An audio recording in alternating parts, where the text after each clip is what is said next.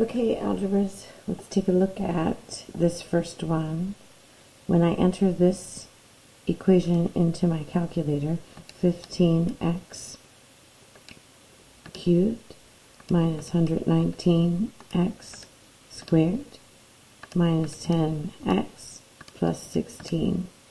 When I look at the graph, it just winds up looking like a bunch of straight lines. But this one here seems to be the one that I might be able to use the best. So I go to the table and I'm going to look and see if I see a 0, and there it is. So I went ahead and put 8 into my synthetic division as the solution, testing to see if x minus 8 is a factor.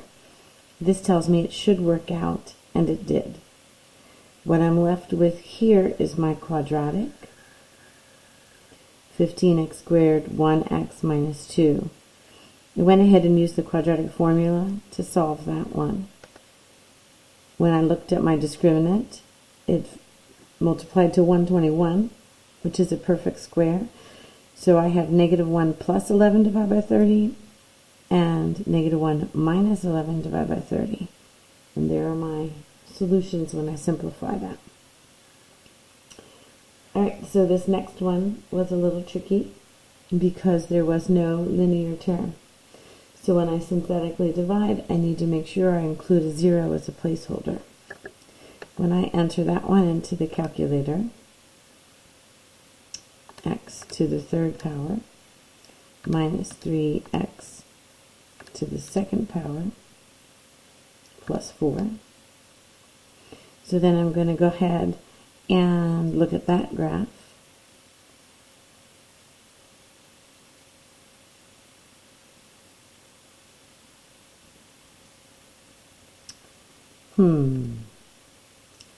X cubed, oh, this needs to be a minus. There we go. That looks better. I have a 0 here, and what looks like a double root, whenever you see the graph kind of bouncing off of the axis, that's where we get the double root. So I'll go to the table of values, and when I look here, I see 2 is a 0, and I see negative 1 is a 0. I'm going to choose to work with this one first, because if this is a double root, it'll come out in the factoring. So I'm going to go ahead and put negative 1 into my synthetic division.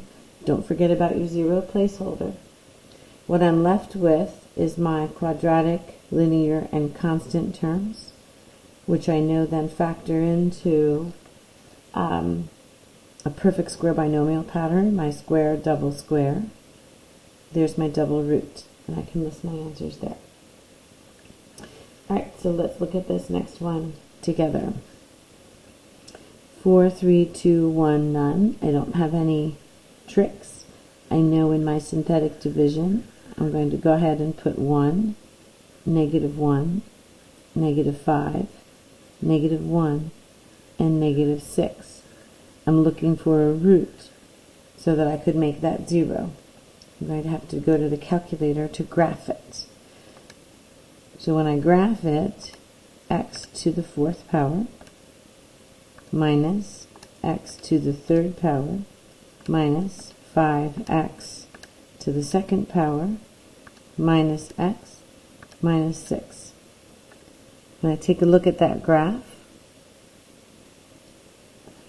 I've got two good possibilities here. It's a fourth root graph, so I can see kind of my W, and I'm going to look in both positive and negative. Oh, there they are, both negative 2 and 3.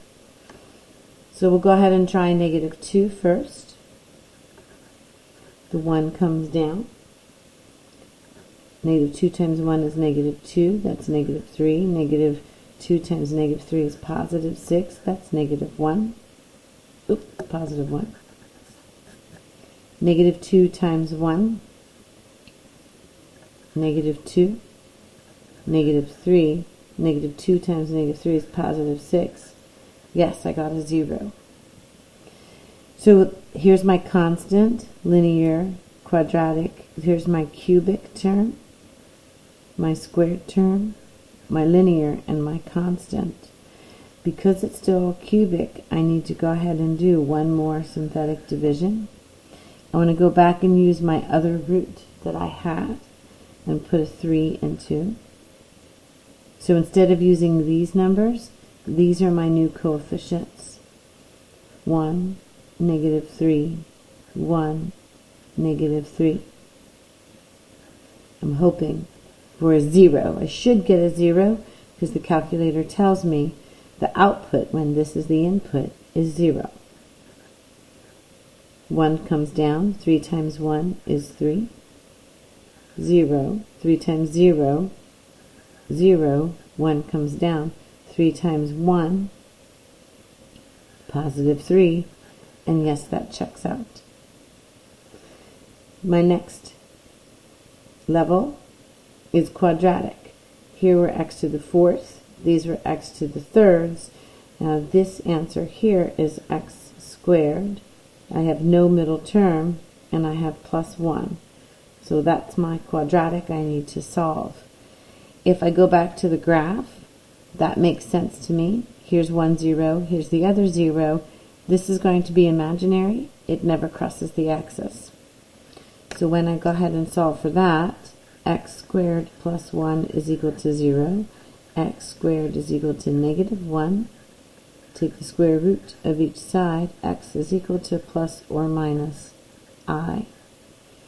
When I go to list my solutions, I have my 2 real solutions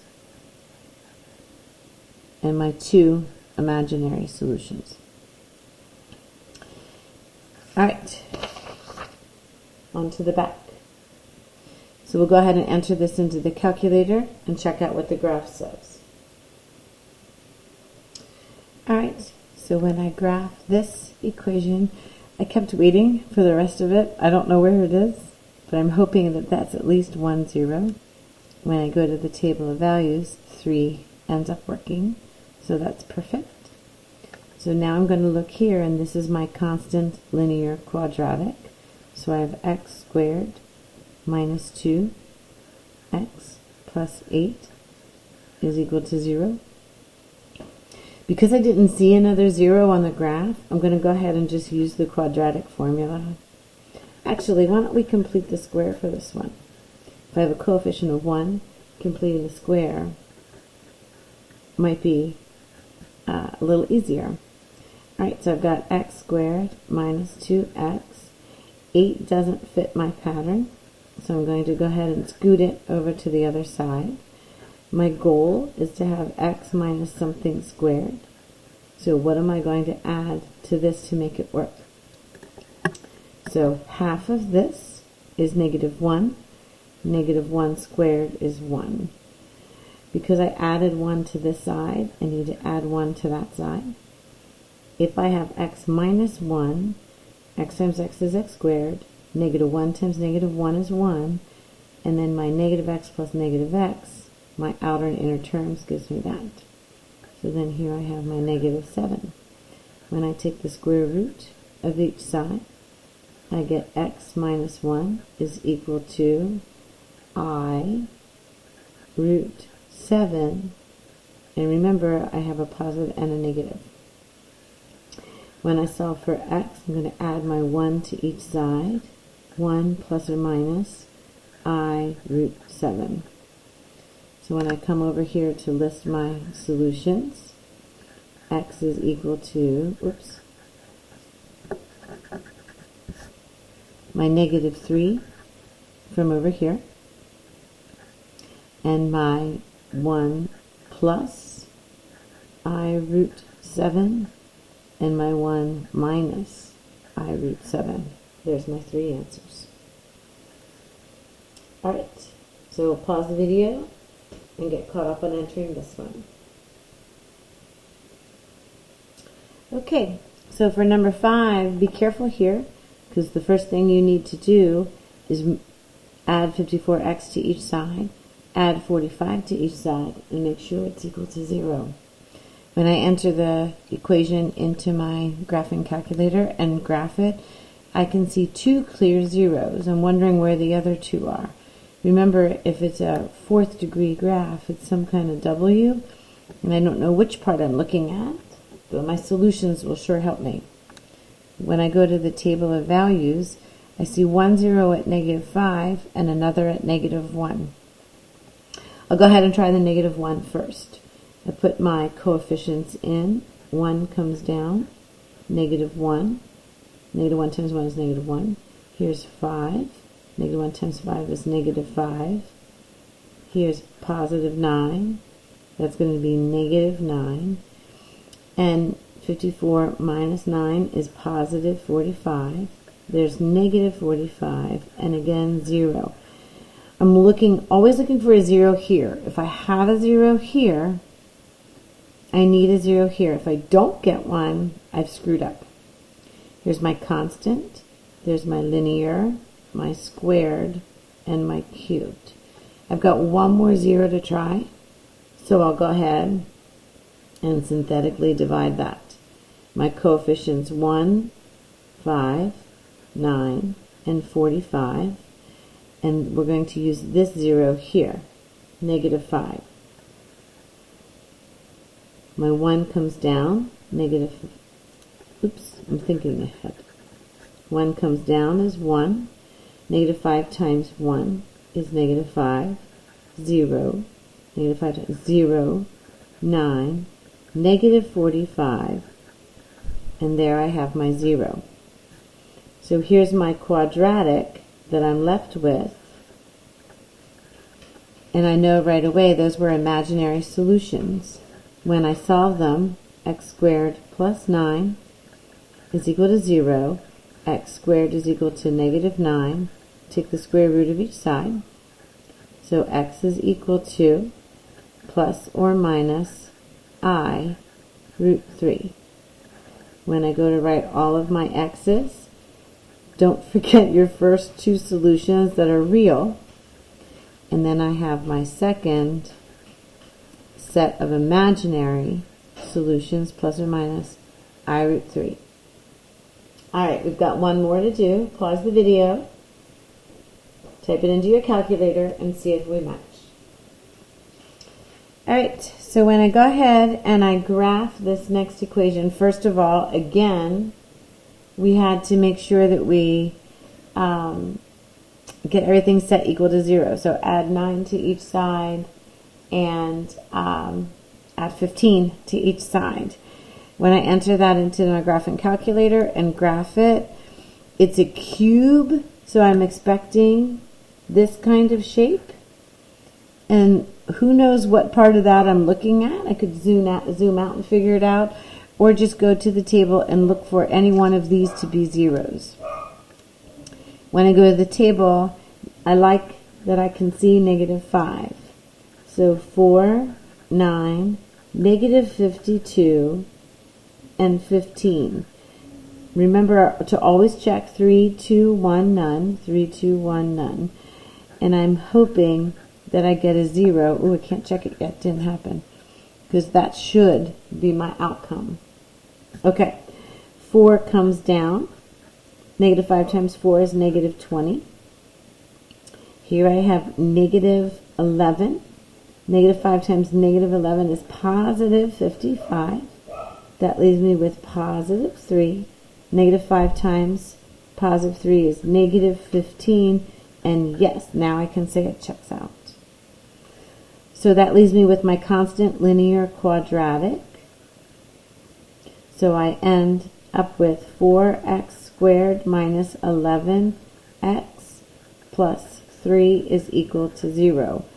When I look at my graph, I know I have more solutions, but my table of values didn't give me any more.